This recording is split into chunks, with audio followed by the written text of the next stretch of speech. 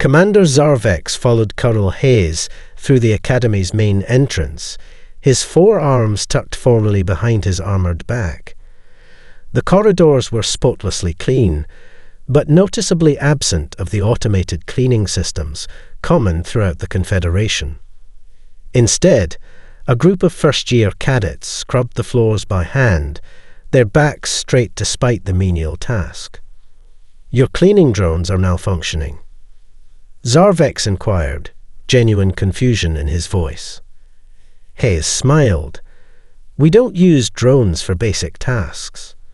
Building character requires discomfort. These cadets learn that no task is beneath them." Zarvex's translator struggled with the idiom building character, but he understood the concept was important to humans. The notion seemed inefficient.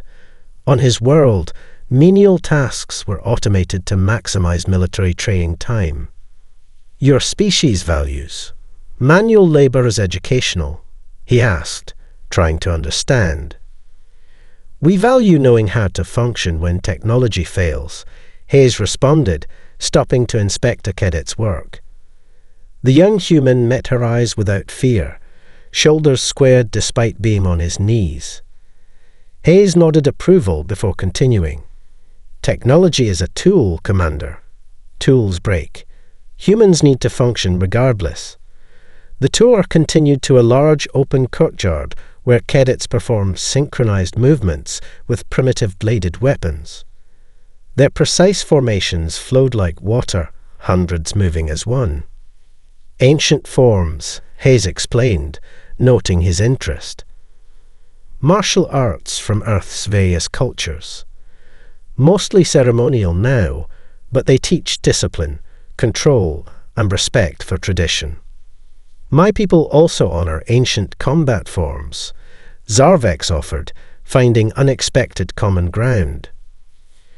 "Perhaps you demonstrate for our cadets during your stay," Hayes suggested. "Cultural exchange benefits everyone." Zarvex considered the offer with surprise. Arcturian combat forms were rarely shown to outsiders. Before he could respond, an alarm blared through the compound.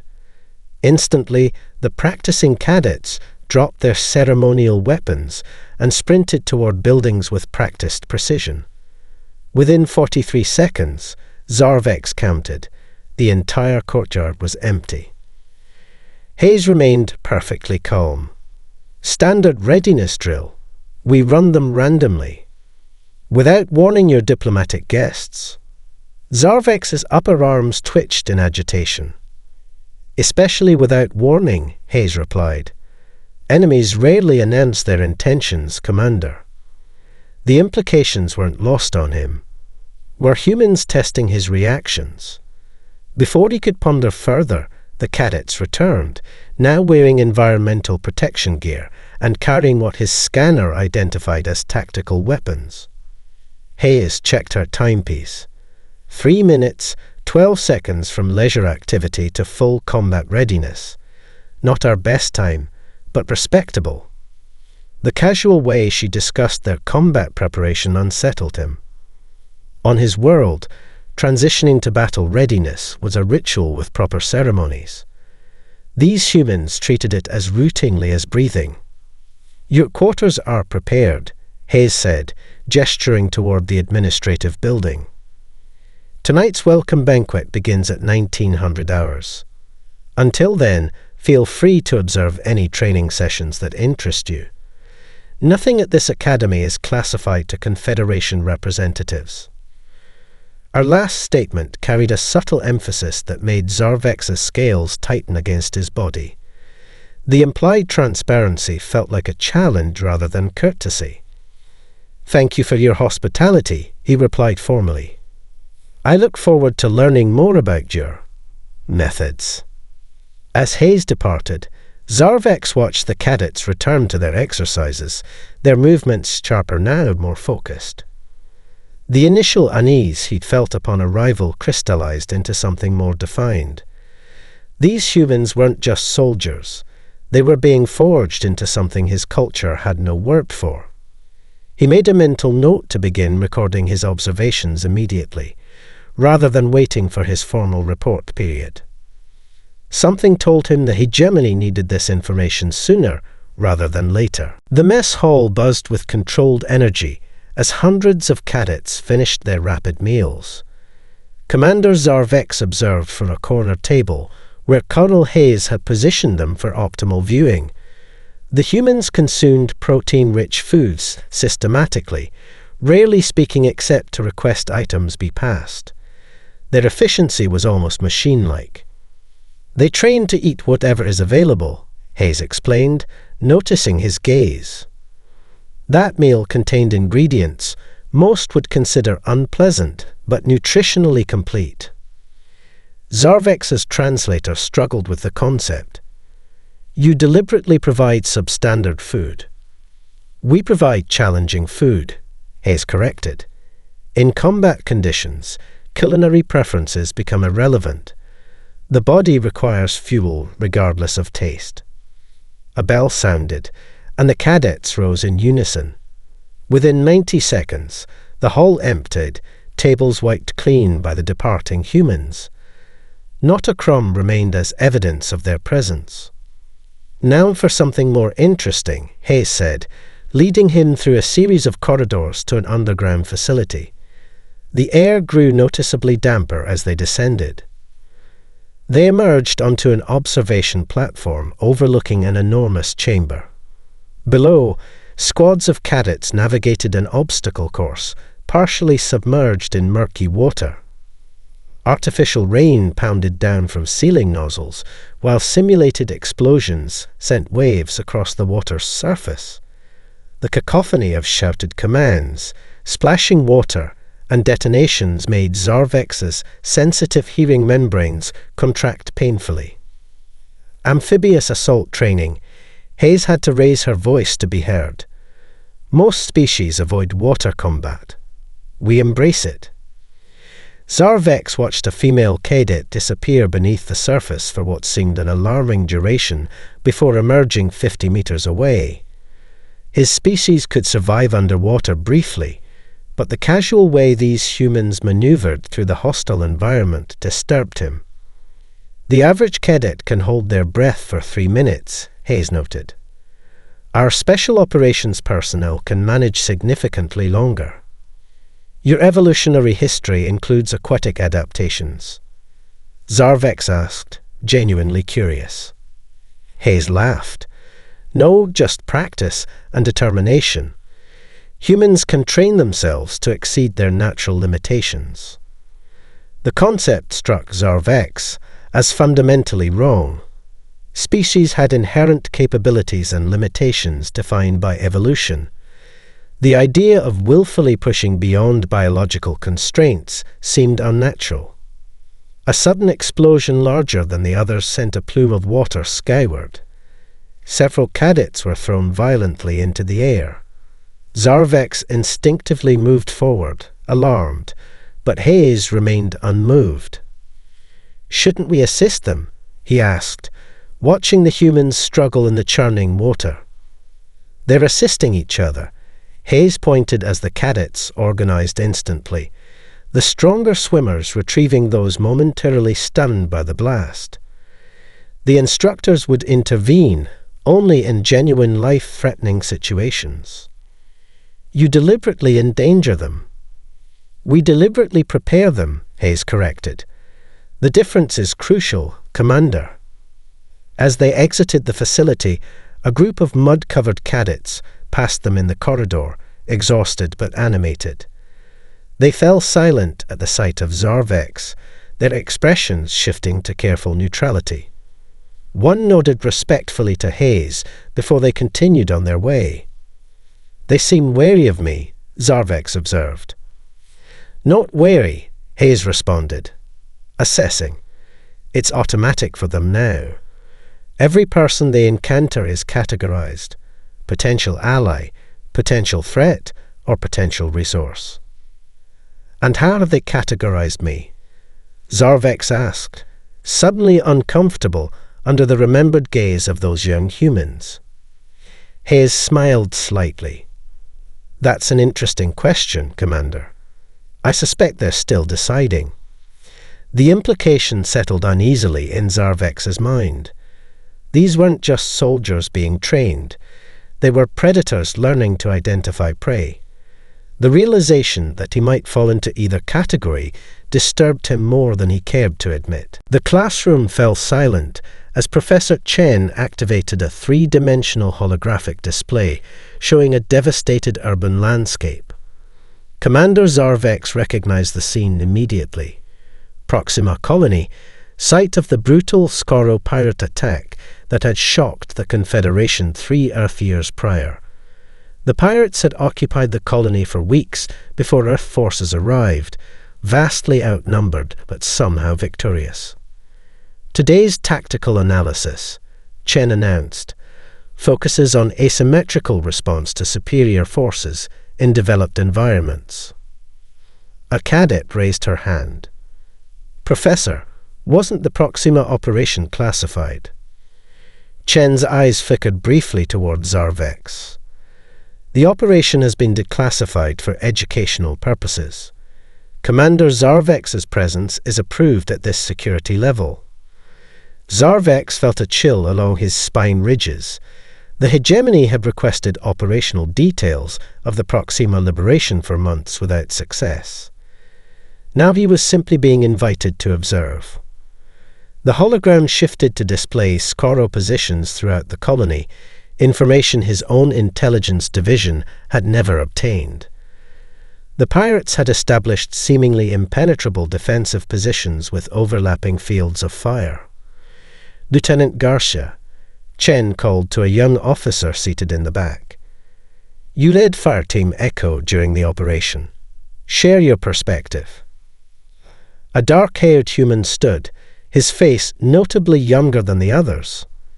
The Skoro expected a direct assault on their command center. Instead, we targeted their environmental systems. The hologram shifted again, showing underground tunnels and ventilation shafts. Humans on average are 60% smaller than Skoro warriors, Garcia continued. We infiltrated maintenance access ways they'd ignored as tactically irrelevant. Another cadet interjected, because their physiology prevented them from using such spaces. Precisely, Garcia nodded. They couldn't imagine anyone voluntarily entering such confined areas. The average tunnel was barely 40 centimeters in diameter. Zarvex shifted uncomfortably. The Arcturian frame, like the Skoro, required considerably more space. The thought of compressing oneself into such constraints seemed like torture. Our teams crawled through nearly 3 kilometers of maintenance tunnels, Garcia continued. Many sections were partially flooded with contaminated water or exposed to toxic chemicals. The Skoro never established monitoring systems for these areas. Professor Chen enhanced the display, showing human soldiers navigating the claustrophobic spaces. Note the equipment modifications. Each team member carried specific components rather than complete weapons, reassembling them only after reaching their objectives. Like ants disassembling prey too large to carry whole, a cadet observed. The analogy sent another chill through Zarvex. The display advanced to show small human teams emerging at different points throughout the colony, targeting specific systems rather than combatants. Life support, communication arrays, power distribution, all disabled systematically. We didn't need to defeat their warriors directly, Garcia explained. Environmental systems failure forced them to either abandon defensive positions or suffer respiratory distress. You made the environment itself your weapon, Zarvex said quietly, understanding dawning. Exactly, Commander, Chen nodded approvingly. When physically outmatched, humans historically weaponize context rather than confronting superior force directly.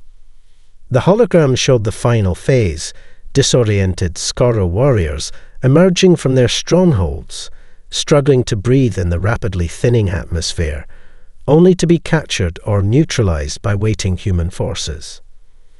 The Skoro lost 87% of their forces, Chen concluded. Earth forces sustained 16% casualties, none fatal.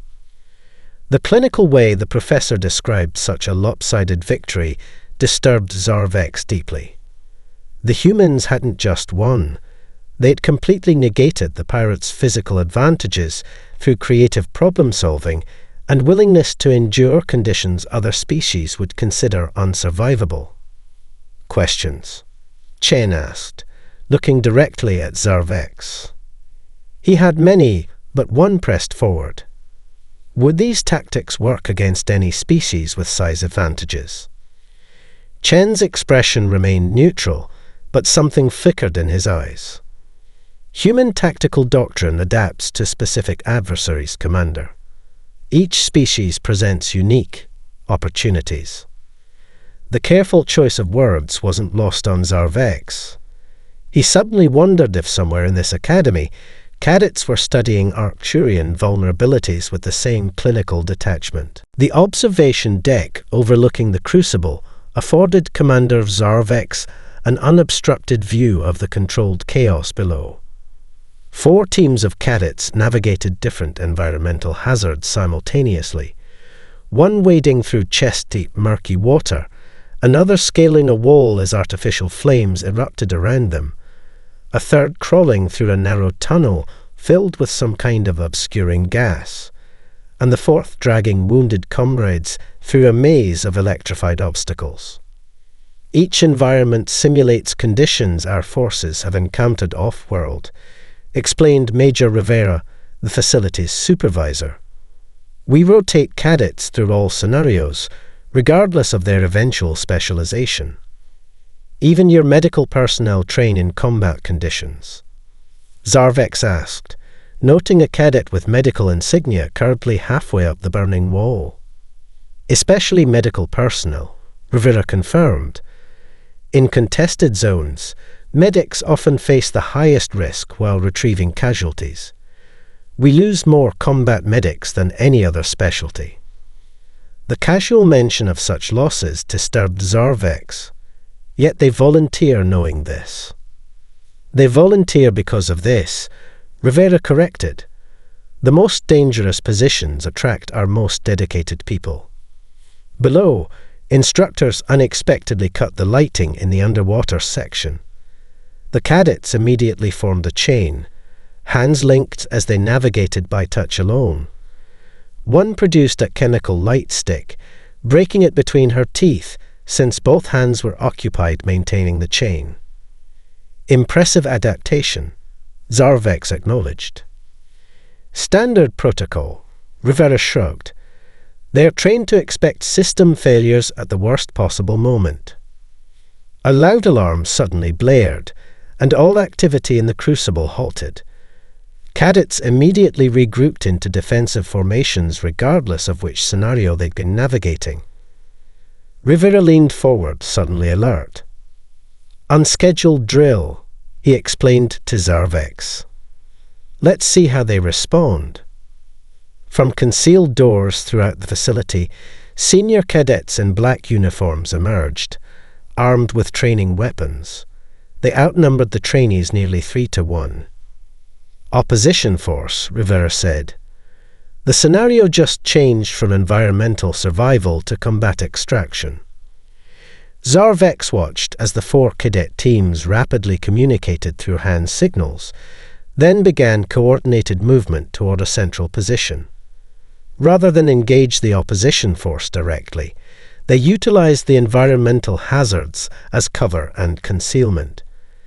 The team from the water section remained partially submerged, using breathing techniques to stay hidden while flanking the opposition. They're using the environments against the attackers, Zarvex observed. Exactly. Rivera nodded approvingly. Turn disadvantage into advantage. Basic human combat philosophy. What followed was unlike any military exercise Zarvex had witnessed. The cadets employed the facility's hazards with alarming creativity, redirecting electrical currents to create barriers, using the smoke from the fire scenario as concealment, even deliberately triggering additional environmental challenges to disrupt the opposition forces' coordination. One female cadet, separated from her team, found herself cornered by 3 opposition members. Instead of surrendering, she deliberately stepped into an electrified water puddle, conducting the current through herself to incapacitate her pursuers while somehow remaining functional despite visible pain. "She'll require medical attention," Zarvek said, alarmed. "She'll receive it after completing the exercise," Rivera replied calmly. "Pain is temporary. Mission failure is unacceptable." The commander's translation implant struggled with an unfamiliar emotion as he watched the injured cadet rejoin her comrades. The humans weren't just enduring these conditions, they were weaponizing their own suffering. "We don't just teach them to survive hostile environments," Rivera said, seemingly reading his thoughts. "We teach them to thrive in them, to make the unendurable their home territory." Below, the cadets had successfully consolidated their position and were now methodically eliminating the opposition force despite being outnumbered. Their movements showed evidence of extensive prior conditioning, anticipating rather than reacting, functioning as integrated parts of a single organism. "On your world, Commander," Rivera asked quietly, "what happens when your warriors face conditions outside their physical tolerances?" "They retreat to regroup when tactically prudent," Zarvex answered honestly. Rivera nodded thoughtfully. "Interesting difference. We teach ours that tolerance itself is negotiable." The senior cadet lounge was set up for a more informal interaction than Commander Zarvex had expected. Comfortable seating arranged in a semicircle replaced the rigid classroom configuration he'd seen earlier. Colonel Hayes introduced him to 12 advanced cadets, specializing in xenostrategy, the study of non-human military doctrine. Their polite attentiveness couldn't mask the intensity of their focus. "The commander has graciously agreed to discuss Arcturian battlefield philosophy," Hayes explained before taking a seat at the periphery. Zarvex began with carefully prepared remarks about honor-based combat traditions, emphasizing the 4-tier command structure unique to his species. The cadets took notes, occasionally exchanging glances that made him increasingly uncomfortable. Their questions began innocuously enough. "Commander, how does your military manage supply lines in extreme temperature variations?" asked a cadet named Chen. "Arcturians are adapted to temperature ranges between 15 and 40 degrees Celsius," Zarvex explained. "Outside this range, we utilize environmental suits with redundant life support. And if those suits malfunction," Chen pressed, expression neutral but eyes sharp. Zarvex hesitated. "Combat operations would typically be suspended until equipment functionality is restored." The cadets exchanged another round of glances. A female cadet named Rodriguez followed up. "What percentage of functionality loss would trigger such a suspension?" The specificity of the question unsettled him. Approximately 20% degradation would compromise operational capability.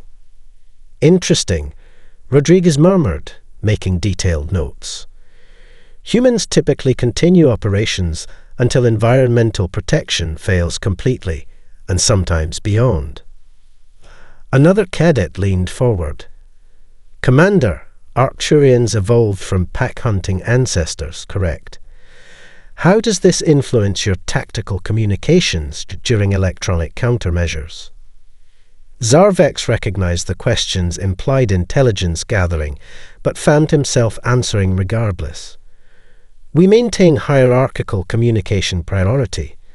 Command elements must remain in contact even if subordinate units lose connectivity."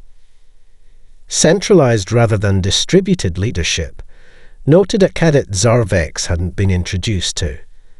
Significant vulnerability to decapitation strikes. Hayes cleared her throat softly, and the cadet immediately rephrased. That presents interesting challenges for maintaining command continuity, I imagine. The questions continued, becoming increasingly specific.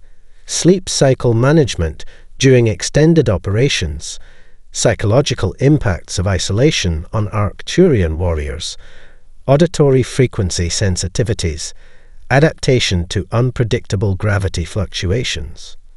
Each question probed aspects of his species' physiology in ways that could potentially identify exploitable weaknesses. After nearly an hour, Hayes finally intervened. I believe we should allow the commander some rest before evening activities. As the cadets filed out, each thanked him with perfect politeness. The last to leave, Rodriguez, paused at the door. Your insights will significantly improve our simulation parameters, Commander. We appreciate your candor. When the room emptied, Zarvex turned to Hayes. Those weren't merely academic questions. All knowledge at a military academy has practical applications, Hayes replied evenly.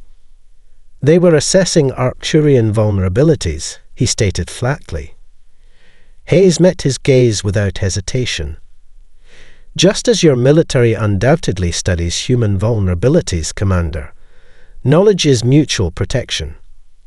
What simulation was Cadet Rodriguez referring to? Hayes' expression revealed nothing.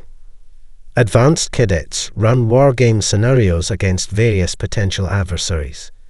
It's purely educational. And am I permitted to observe these educational exercises? Zarvex asked. Of course, Hayes responded with a slight smile. We're scheduled for exactly that tomorrow. The scenario might interest you particularly. It involves an Arcturian peacekeeping force responding to an insurgency on a human colony world. The implication was clear. These humans weren't just studying theoretical weaknesses, they were actively simulating conflict scenarios involving his species. More disturbing still was the realization that they had been doing so long before his arrival. I look forward to seeing your cadets' assessment of our capabilities, he said carefully. As do I, Hayes replied. Though I should warn you, they rarely lose, even against superior forces. They're quite creative when facing challenging odds. Zarvex recalled the questions about environmental suit tolerances and command structure vulnerabilities with growing unease. I'm beginning to understand why. The observation bunker provided Commander Zarvex and Colonel Hayes an elevated view of the nighttime terrain. Advanced imaging systems displayed the tactical situation on monitors, red markers for the defending force holding the mock fortress, blue for the attacking cadets currently concealed in the surrounding forest. The numerical and positional disadvantage of the attackers seemed insurmountable. 12 defenders with superior weapons, night vision, motion sensors, and elevated positions, Hayes explained, against 8 attackers with basic equipment and a 3-hour window to complete their objective. The scenario seems designed for failure, Zarvex observed. We don't design for failure or success, Hayes corrected. We design for learning. Sometimes the most valuable lessons come from impossible situations. Major Daniels, supervising the exercise, joined them. Team Alpha is implementing their strategy now, sir. They split into 3 elements. On the monitors, the blue markers separated. 3 cadets moved east, making no attempt at stealth. Their motion triggered perimeter alarms, drawing defenders' attention and firepower. Meanwhile, 2 cadets circled west toward what appeared to be impenetrable cliffs beneath the fortress. Those cliffs are 80 meters of sheer rock, Zarvex noted. Surely they don't intend to scale them without equipment. Watch, Hayes said simply.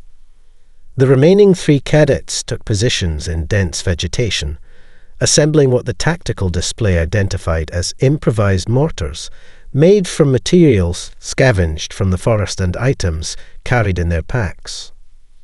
Unauthorized weapons? Zarvex asked, surprised.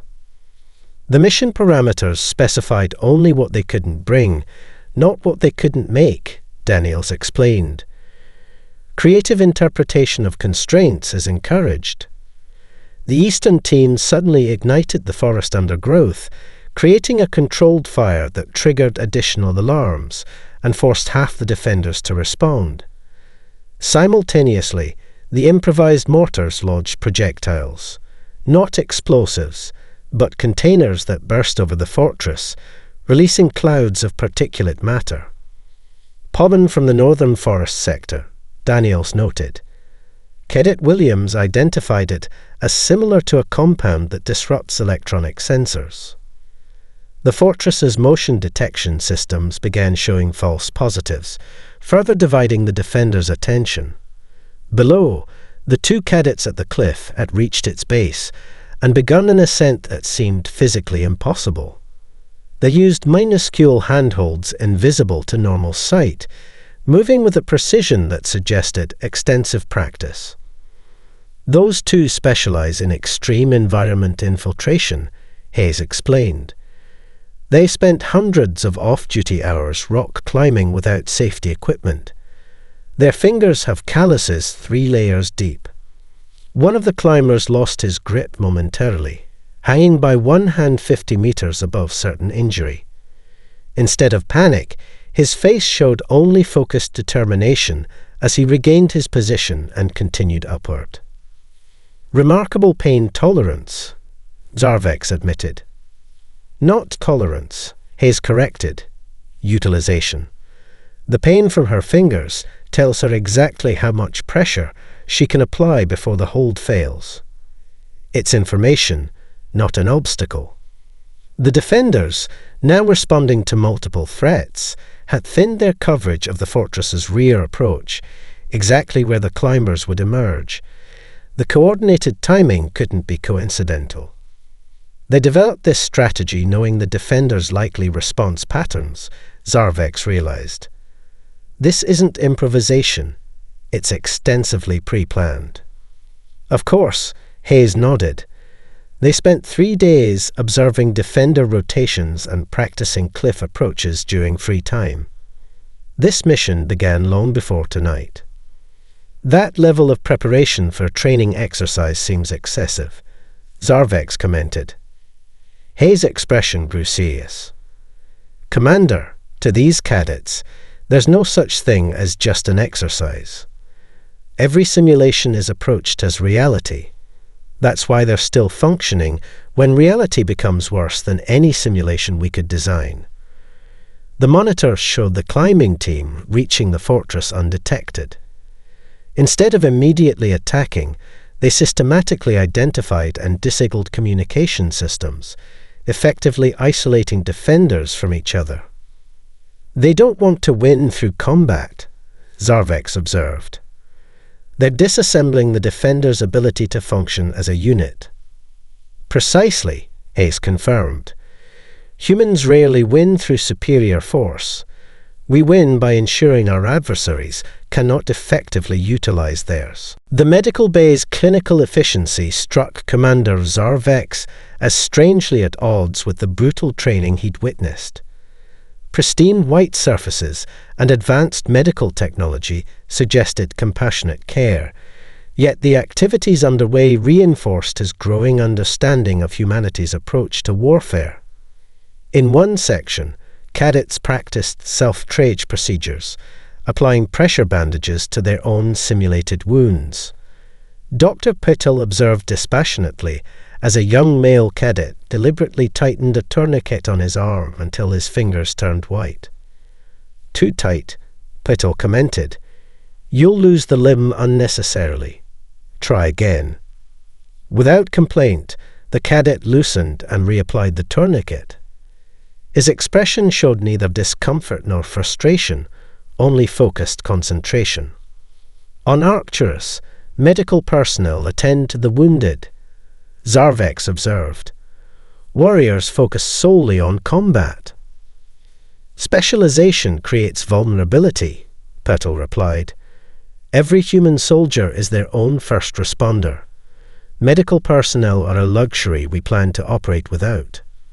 In another bay, cadets worked with anatomically correct models of various alien species. Zarvex froze when he recognized a perfect replica of Arcturian physiology among them. You study xenophysiology in detail, he noted carefully. We study everything in detail, Commander, Dr. Petal said. Knowledge precedes adaptation. A group of cadets from the previous night's exercise entered for evaluation. The two who had scaled the cliff showed extensive abrasions on their hands and forearms. Rather than seeking immediate treatment, they joined Dr. Petal in analyzing their wounds. Pressure exceeded structural integrity at the distal phalanges, one climber explained, pointing to her bloodied fingertips. I compensated with increased forearm engagement, but the surface materials proved unexpectedly friable. Recommendation for future operations, Petal prompted. Apply biomimetic coating to increase friction coefficient without compromising sensory input, she replied without hesitation. I've already submitted the request to engineering. Zarvex struggled to comprehend this analytical approach to personal injury. You discuss your wounds as if they were equipment malfunctions. The cadet met his gaze directly. The body is equipment, Commander. Equipment can be modified, upgraded, and repaired based on operational data. Another medical officer approached with a case containing vials of something Zarvex's scanner couldn't identify. The cliff-climbing cadets extended their arms without prompting. What treatment are they receiving? He asked Dr. Petal. Not treatment, enhancement, Petal corrected. Synthetic keratin accelerator. It will strengthen their epidermal layers for future climbing operations. You modify their bodies based on mission requirements. Zarvex couldn't keep the disturbance from his voice. Within established parameters, Petal responded. The modifications are temporary, though some cadets pursue permanent enhancements after graduation. A commotion at the medical bay entrance interrupted them. A training accident had resulted in a cadet with a compound fracture, bone visibly protruding through the skin of her leg. The injured human's face showed pain, yet she was actively directing her own transport. No spinal involvement, she reported to Dr. Petal. Impact force concentrated on right tibia. I maintained consciousness throughout. Good situational awareness, Petal commended, examining the injury. Treatment options. Field reduction and biofoam application would restore 70% functionality. The injured cadet responded through gritted teeth. Sufficient to complete most mission parameters. Petal nodded. And in a non-combat scenario, full surgical reconstruction with titanium reinforcement. 4 weeks recovery to 90% capacity, 8 weeks to full capacity. Only then did the doctor administer pain relief, and only after the cadet had completed her self-assessment. The clinical interaction seemed more like a continuation of training than medical care. Remarkable pain management. Zarvex observed quietly to Hayes, who had remained silent throughout. Pain is inevitable, Hayes replied. Suffering is optional. We teach them to process pain as data rather than distress. And if the pain becomes too great, Hayes considered this. Commander, humans don't have a preset, too great. We've evolved to adjust our thresholds based on necessity. The mind decides when pain matters, not the nerves. This concept, that even biological imperatives like pain response were subject to human willpower, disturbed Zarvex more than anything he'd witnessed thus far. It suggested a species that recognized no fixed limitations, only obstacles to overcome through adaptation or sheer determination. I find that capability unsettling, he admitted. Good, Hayes replied simply. That's precisely why it works. The formal dinner proceeded with impeccable military precision.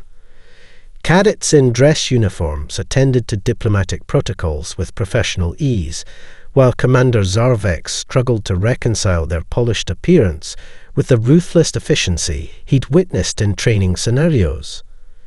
These humans transitioned between roles with disturbing fluidity: warriors, scholars, diplomats, and survivors as circumstances required.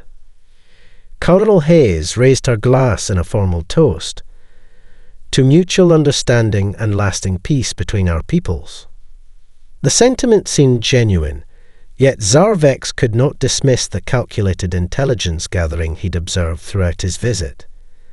As the meal concluded, Hayes guided him to a private conference room where a data tablet awaited. A parting gift, she explained. Our analysis of potential Arcturian human military cooperation scenarios. The tablet displayed comprehensive joint operation protocols, resource sharing, communication integration, combined tactical frameworks. The level of detail suggested years of advanced preparation rather than something hastily assembled for his visit. You've studied us extensively, Zarvex observed, scrolling through the information.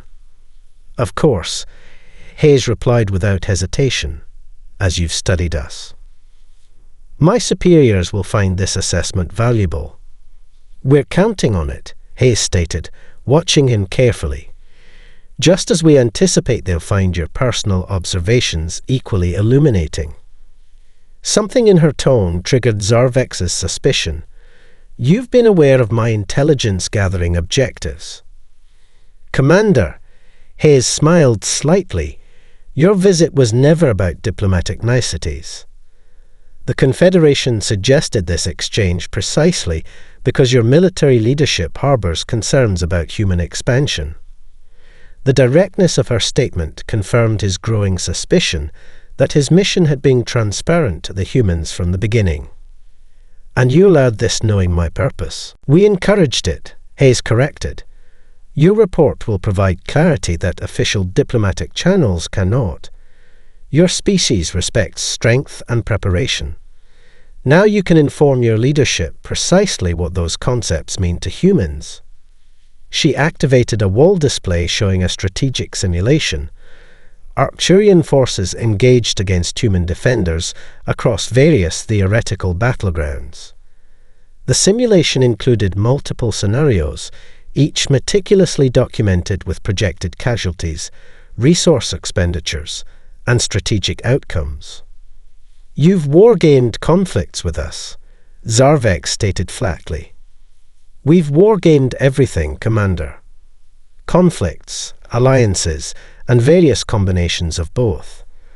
That's what this facility does. Prepare for all possibilities without emotional investment in any particular outcome. The display shifted to show a different scenario. Human and Arcturian forces operating jointly against a common threat. The projected effectiveness metrics showed remarkable synergy between their complementary capabilities. This is what we prefer, Hayes noted. But we prepare for alternatives, always. The implications settled heavily on Zarvex. These humans hadn't been attempting to intimidate him. They'd been educating him. His entire visit had been calculated to demonstrate humanity's fundamental approach to interspecies relations. Preference for alliance, but unflinching preparation for conflict. I understand now, he said quietly. Your species doesn't rely on technological superiority or physical dominance. You cultivate adaptability above all else.